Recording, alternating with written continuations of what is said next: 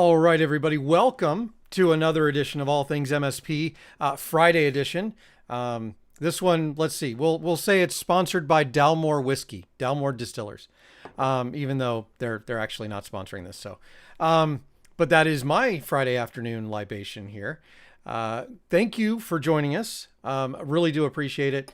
Obviously, we got a couple of seconds left here. I have a guest today that I've wanted to bring on for a while, because I knew that he was writing a book, and now the book is out.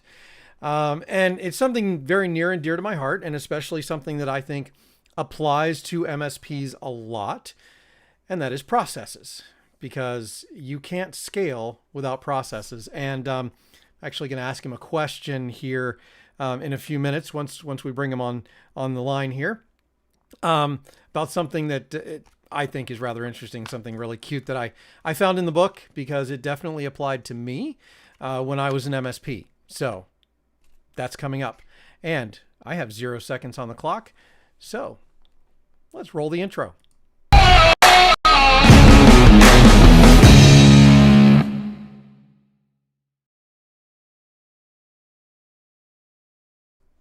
All right, everybody. Welcome once again to All Things MSP Friday edition. As usual, I like to have fun with these. So get a drink, join us.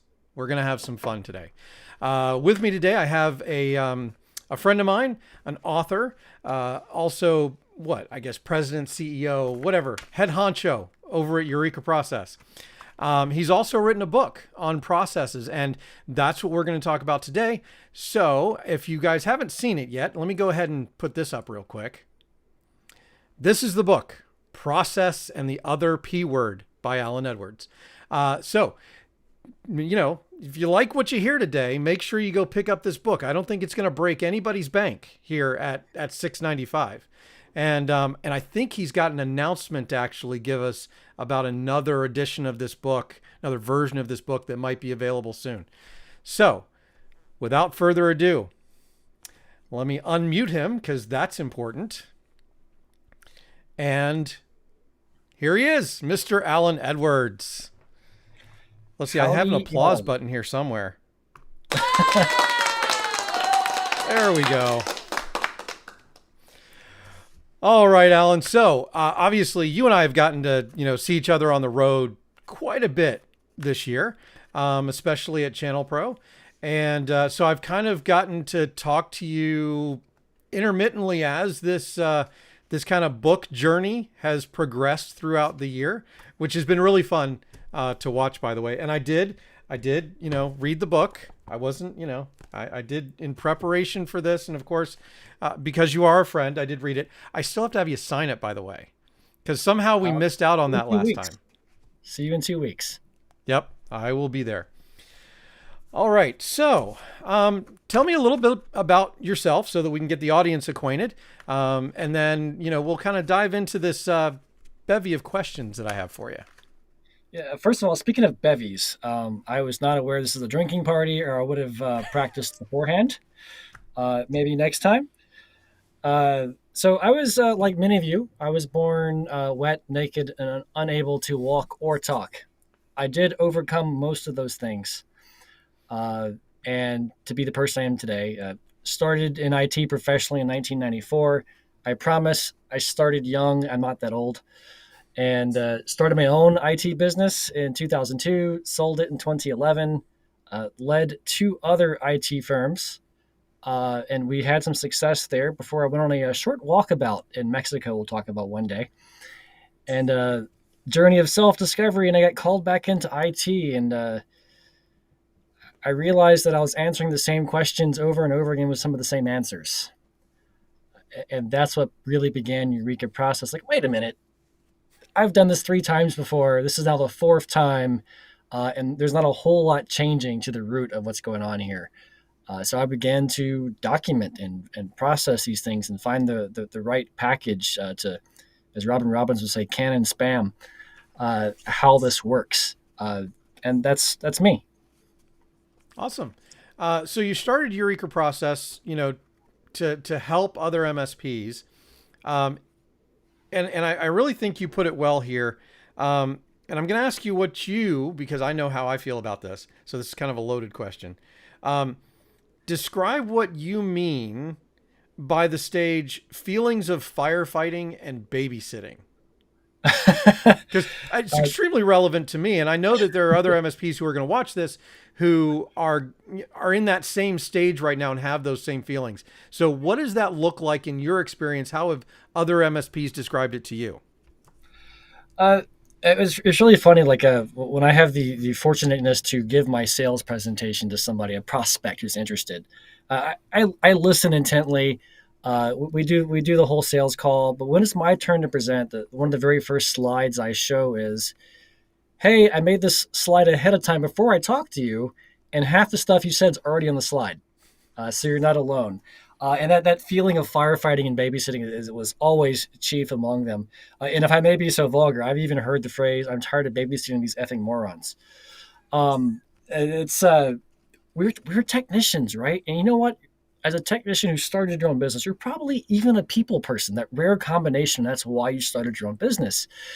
But next thing you know, because of that, you're being rewarded with new clients, new revenue, and you're growing. And then you hire people to help you continue growing. And next thing you know, you have 5, 10 employees. And this is a very different business than you signed up for. And you're right, it is a very different business. And those skills that got you to that place are no longer sufficient alone to grow you through that stage. And that's really where myself and companies like ours come into play. We have to learn new skills on how to manage a business, not just how to be a really good technician. And that stage of firefighting and babysitting, that's that anxiety you have constantly as an entrepreneur, what keeps you up at night. Yes, and I think there's a healthy dose of that, but then it can become overwhelming, right? Yeah, we get a little addicted to it in a lot of ways. True. We don't. In fact, I suffer this myself. I have light days where I've done a good job, processes are all working the way they're supposed to. I don't feel value anymore, and I think it's simply that lack of adrenaline pumping through my veins, and that takes its own practice to get through. But I'm actually enjoying this half of the journey rather than the first half of the journey, especially in comparison, having been to both. Yes, I agree, and I part of me will say that that was part of my motivation for switching sides, right? Because I switched from the partner side to the vendor side in 2013, and that's about the time that ransomware was becoming a thing. Luckily, we never had a true tragedy with one of our clients because they all had backup, except for the one that we had just taken over. So really wasn't our fault, but we Mm. were, after a lot of work and a lot of um, doing stuff with one of their software vendors, was able to get them 100% back up. So, we've all been there, right? So Yeah. there was, moving on to my next thing here. I have a sticky note. I actually put a sticky note in the book so I could find this easily. There's something that was interesting to me because you talk about how words matter in the book. Okay, this is chapter 1, just starting out, and you're talking about an example that I can definitely relate to, and that is one towering example of a company with a culture that chooses its words carefully is Disney. They use such culture immersed verbiage as cast member for employee, guest for customer, and on stage to define anywhere a guest may go. And that infers how the cast member should act while they're on stage. And I think this is important for any business to understand. Now, I understand it probably a little bit more than most because my wife was actually a cast member at Disney World. So I get the terminology, and it does change the way you look at things. So talk for a minute about how MSPs can modify those words in their business to make that kind of difference. Uh, I think the first is just a very subtle shift in intention. When we just call things the way they've always been called, it becomes very routine. It has its own connotations, it has its own energy behind it. And when you take a moment to say, "I want something different, and this is why I want it different," I think that's probably more of the secret sauce than the words you choose themselves. It's more the reason behind it. I try really hard to avoid the word employee and say team member, which is an example in the book. Hmm. And it's not just, hey guys, we're all team members today. Uh, it's putting that intention by it because employee employer, that's a contractual obligation. And we might have to use that term to actually imply that obligation from time to time. But I constantly reinforce it, not just with the words and how I use it, but reminding everybody that no matter what position you're in, you're part of a team. You have a primary responsibility, but you're part of a team. That doesn't mean we can't do other people's jobs for them. We can't ask for help. And so I do have to tie more than just a word to it, but it starts with that intention behind the word choice. Right. So basically, what I'm hearing is use the words that describe the culture and the environment that you want to build. Absolutely. Just to poke some fun at ConnectWise, since IT Nation is coming up soon.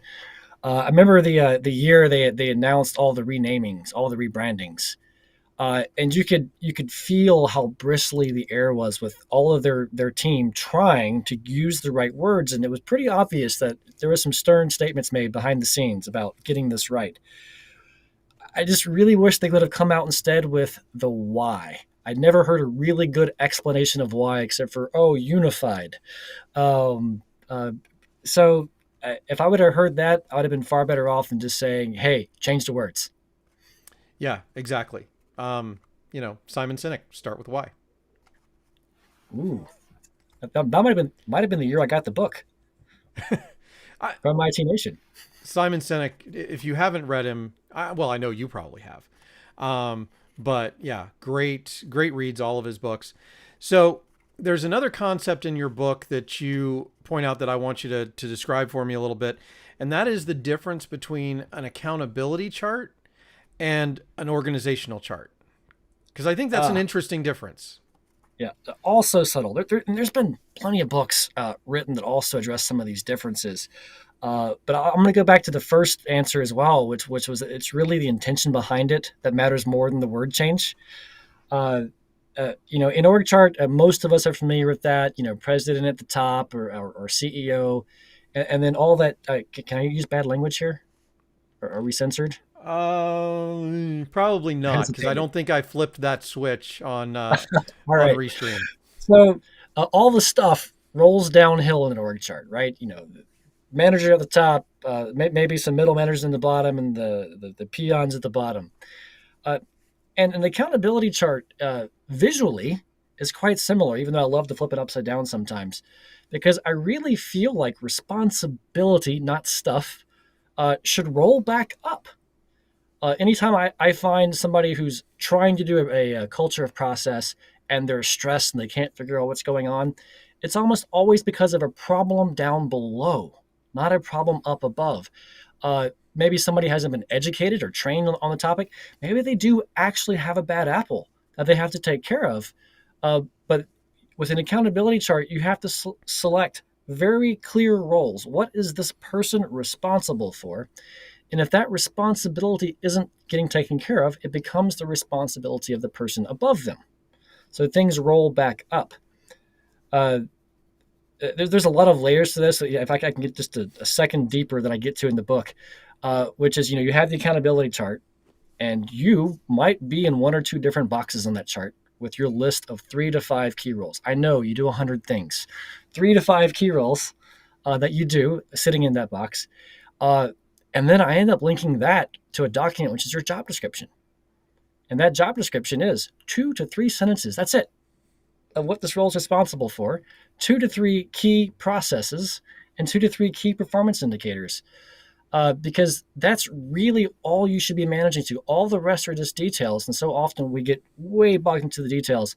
And this is how we set a very clear structure and allow those responsibilities to roll back up when they're not being achieved, or even the successes to roll back up, giving us a bottom up approach and allows us to make more impactful change and progress in our organization than the other way around. Yeah, it sounds very much like I'm used to using an upside down org chart, which is kind of this obviously different manipulation of the actual graphic, but the intent is kind of the same, right? And then combine that with a lot of times I talk to, especially smaller MSPs that are looking to grow. I'm like, build out your org chart or your accountability chart ahead of time without names, Mm-hmm. based on roles, so that you know what roles you are eventually going to need and what the responsibilities in those roles are before you hire those positions. So, Let's make this a step harder for. Let's watch out for a gotcha. I agree with the same exact thing. When people are building their accountability chart, I like them to build them a little bit in the future before we add names. And then I have people who come to me and says, "Hey, I found this awesome candidate. They could do these things for us." And then I look at the accountability chart, and those things aren't there. And I'm like, "All right, are you just changing direction because the wind blew differently, or is this part of the plan?" And it is okay to adjust your plan. mhm, But anytime that happens, I like to create a little pain. Like you've seen the fire alarms where you have to break the glass. mhm. That's what it should be like to change your accountability chart or to make a higher outside accountability. I've got to cause some pain. I've got to break some glass before I pull that alarm and make a change. Well, it makes you question whether or not you should hire that person, because do they really fit in the plan, or is the plan wrong and you need to adjust it to make space for this person.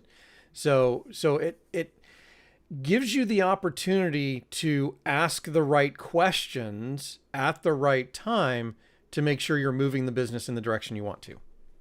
Yeah, absolutely. And it's especially when you're smaller, it's quite a difficult exercise to see this golden opportunity that might could change your business, but you didn't plan for it ahead of time. And was the plan wrong or Right. not? I will caution you: there's really no such thing as white knight hiring.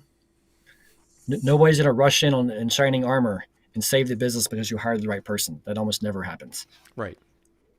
Because you have the whole business to worry about, not just Right. the problems that that person is going to come in and solve. Unfortunately, a certain quarterback might be proving me wrong, but we'll see.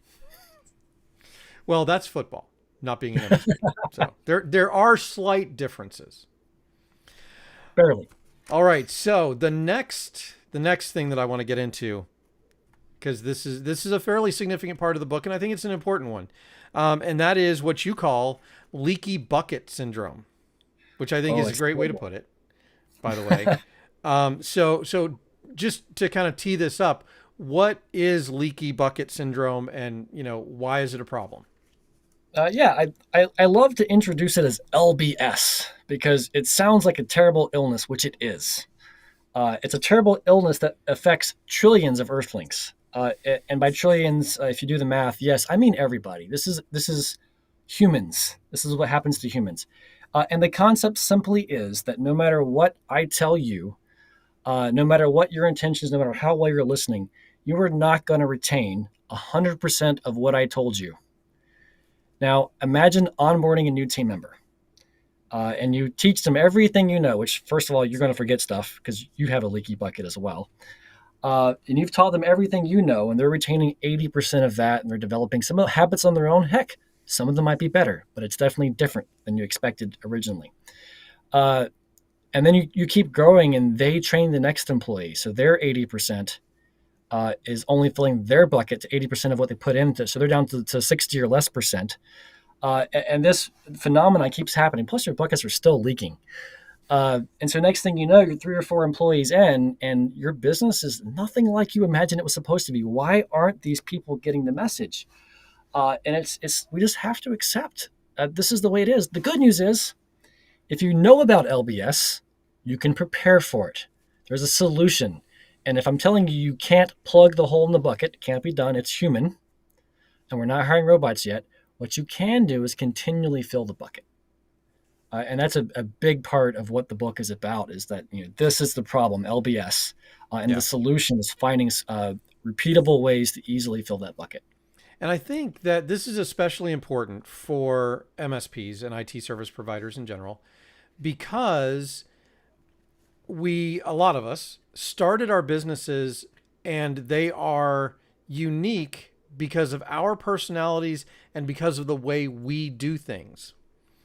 And so the business will lose part of its uniqueness, part of why our clients were attracted to our business, if we don't find a way to pass that information in those processes on from team member to team member.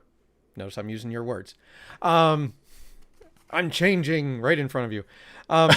So in the book, you go further into what kind of things you can do to fill the bucket. So, in specific, you mentioned 4 things. So, what are those 4 things that people can do to fill that bucket back up? Let's see if I can get them all right the first try. I hope so Um, because I didn't write them down. So, well, I wrote them down, but I put them in a book. So first off is the more obvious of the one, which is team member onboarding. Uh, the whole process to get them on board is how you fill the bucket in the first place. Coaching is a way to continually fill the bucket. Uh, KPIs and metrics are a way to easily write down and measure how they're doing so they know what success looks like, and that way they can self-monitor. And then the shocker of them all is the fourth one, which is process. Having a written process sets clear expectations on what is to happen, and they can go back and reference that on their own. Even in the coaching system, you can go back and teach them from the written document, and that helps them fill the bucket up continuously in those 4 ways. yeah, cool. Did I get them right? Sounds good to me. No, and that's really, and especially that last part about it being written, because so much of team member onboarding can be a game of telephone, right? And that is specifically something that we want to avoid when we are onboarding team members or clients. It works for both, right? So you want to make sure that all of those processes are written down, which brings me to my next part of the book. And that is, and I think this is one of the really interesting parts. And by the way, it's because, it's why you made the title what you made the title, right? So what is the other P word? The other P word is also process, which was written in the title. And some people asked that I not put it in the title to make it more mysterious, but I like to be tongue-in-cheek about it. Well, and that's why I brought it up. I purposely covered that piece, because I wanted it to be a little bit mysterious, right? But it's the process behind the process, right? It's meta knowledge. Quick story about the title. I was sending this book in its early days to some friends and colleagues to review for me. Look for, is the content good? How's my grammar? That type of thing. And every freaking one of them came back with your title's dumb. I'm like, dude, I don't care about the title yet. I can do that later. That's marketing. So finally, I put the stupid title that you see today, and it stuck, and everybody loved it. I was honestly just trying to placate some people. So that was fun. But yes, the cheeky title of process and the other P word, which is also process, is because I believe the first place that you start is by writing a process called the process, which is far better than what I called it, the procedure. Microsoft Word still doesn't like those 2 words being repeated. That sounds dangerous, actually. Like, I don't want to go through a procedure. And so let me back up and give you 2 key definitions for me to have this conversation and not confuse myself. A process is any series of steps that leads to a particular result. Written or not, you have a process. That's the good news. You have a process. Documentation, in my opinion, is simply the writing down of the decisions you have made. So if you have decided to have a certain process you want everybody to follow, you have to document that decision. Having that conversation, we can now use the word process and documentation interchangeably. They're the same thing, if that's who we're going to be. And so what is the purpose of the process, which is, I don't know if, I'm sure many of you have tried to start your documentation journey. You do a documentation project, you spend a lot of time and effort, and then you come back, it's out of date. Nobody's following you. What's going on?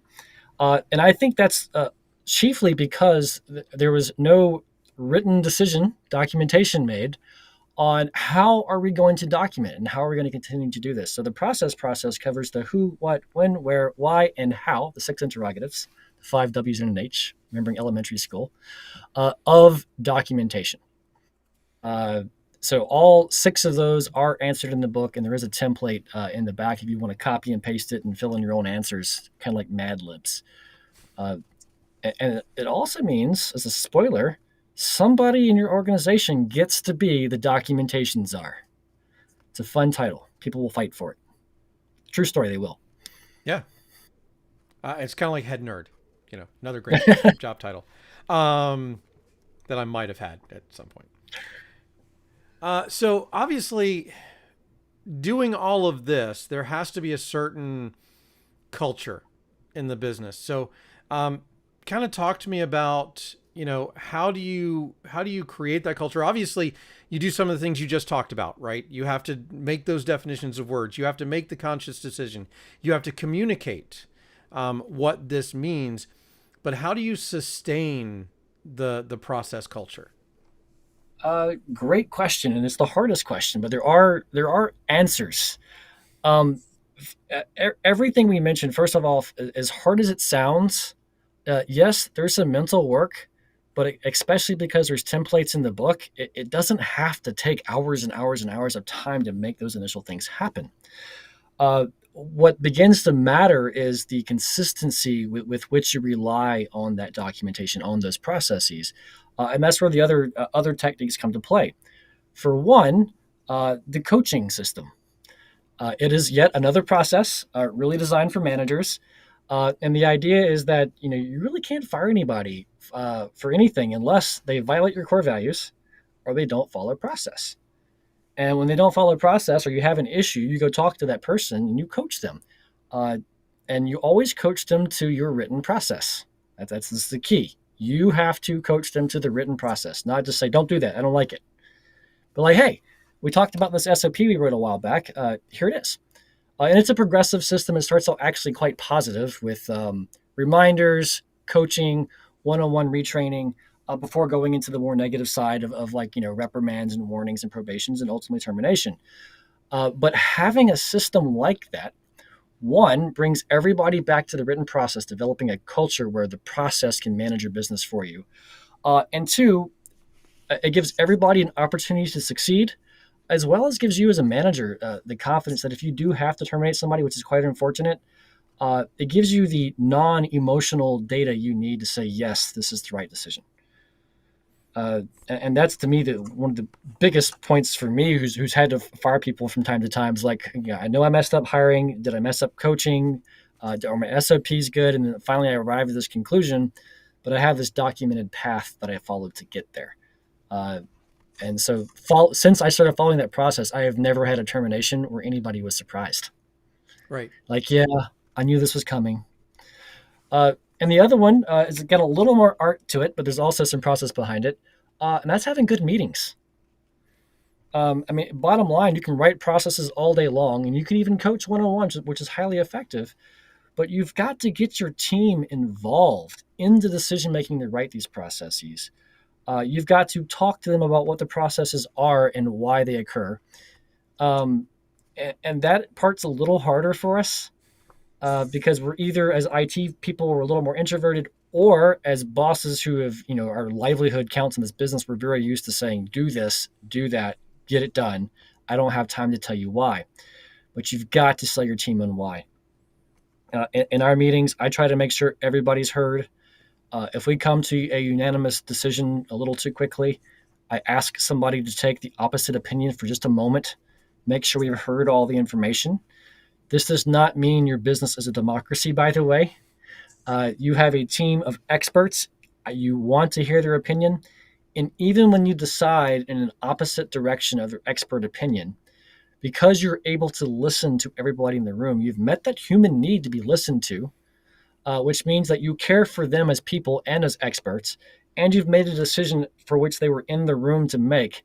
And now we made a decision, and they're able to go out there to the rest of your team, to your clients, to your vendors, and stand behind the decision because they were involved. Yep. And I think that is so critical. In fact, even in our company, Eureka Process, I think that's the secret sauce that we bring when clients hire us is helping them get to those effective meetings. because everything else you can copy and paste from the book, right? Or anybody's book for that matter. And we can give you the meeting format, but there's still a bit of an art form to learning how to facilitate those meetings and get team involvement. Awesome. Now, I know that you're a busy guy, and we have a limited time for this evening. So there are some things that perhaps we should talk about in another one of these sometime later. Uh, Ooh. Maybe even live from, you know, I forget what the name of the hotel is that we're both going to be at for Channel Pro in Southern California. But we can do that to cover some of these other things. I wanted to close out though and kind of talk about what Eureka Process is and how you can help MSPs. Maybe they've read the book, they want a little bit more. How do they engage you in Eureka Process to take it a little bit further? Oh, that'd be exciting. I love working with clients in that respect. We do have a full team of consultants here. It's not just me, but I still do some consulting as well, and of course, helping our coaches out.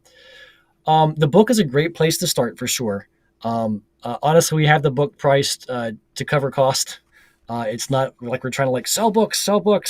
But even though it's only been out for a couple of weeks, I've already had prospects calling from the book and going, "This is what I want," and I feel like it's so much easier to have the conversation from an understanding of where we're coming from. We do consider ourselves business consultants who happen to specialize in the IT services firm because most of us come from an IT background, been there, done that. So that's always key. We're not always talking about the latest security problem. We're not always talking about the latest tools. We do have some of that information, but we really want to boil it back down to business. Do you know how to read your profit and loss statement? Do you have a process structure in place through your process? I actually had a first time meeting today with a client. So they just came on board. Today's their first meeting. They listed 3 different problems. Every one of them came back to either let's work on your process document first to get this moving forward, or in their case, a core values process as well. So if you're having those feelings of firefighting, if you would like a shoulder to cry on, that's honestly a good time to talk to us. We're not going to sell you something you don't need. So feel free to book a free consultation and let's see if we can help, or let's see if maybe even we just have specific advice you can take away from that call and use on your own. Happy to help in any way we can. Awesome. Well, Alan, thanks you so much for being here tonight. Really do appreciate you sharing, your knowledge and the stuff that's in this book. And I obviously I have a copy. I recommend everybody get a copy of this. Like Alan said, it was $6.95, I think, on the website. So definitely not a barrier to entry for anyone. Yes. That announcement you talked about. Oh, I forgot about that. Yes. So go ahead. It's your announcement. I don't have exact dates, but this is my first time writing a book, much less getting a book published. It was quite the adventure. I cried a few times, mostly in pain. But yes, the ebook, the Kindle version is available on Amazon as well now on the same link. That was news. But 2 days ago, I actually clicked the upload button in Audible. I finally met all the requirements for the technical files. So hopefully sometime in the next 6 or 7 days, you will also see it available on Audible. So if you have a subscription, just as a free credit, feel free to pick it up. Hopefully it's good. And it's actually narrated by me. Not my first choice, but after talking to a few of my clients, they're like, I just hear your voice when I read these things. So I took the time to record that. It was a lot of fun recording, much more fun than writing it and much more fun than publishing it. That's for sure. I think in a lot of cases, these types of books really are best when read by the author. I do. So I applaud you for that. Thank you. Well, we'll see if you applaud after you hear it. Well, I'm sure. I'm sure that just for the sheer joy of it, because I think they actually, told me today that I have 3 credits, and so I need to use them. So I'm sure that I'll use them, at least one of them, on your book. Awesome. All right, Alan. Thank you very much. And with that, let's see. Let's go back to here. Just want to say thank you very much, everybody, for joining me today. As usual, make sure that let's see if we can get these things to play here. There we go. Make sure you follow us on LinkedIn at All Things MSP. And then, of course, on Facebook as well, All Things MSP. And if you have not yet subscribed to the YouTube channel, please go ahead and do us the kind, thing of doing that for us. As far as on the road, you'll probably see me if you're going to Next Gen this week. I'm actually flying out tomorrow to go to Orlando for that. I will be in Nashville on Wednesday of next week for the CompTIA community meeting. And after that, I really couldn't tell you. But I'll let you know on the next episode of All Things MSP. Thanks. Have a great evening.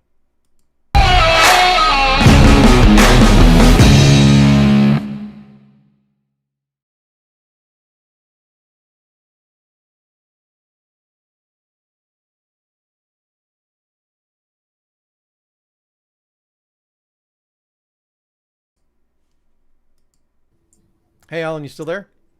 I am, and I can even hear you. Look at that. Yeah, I now that everything's working, I know that I don't have to be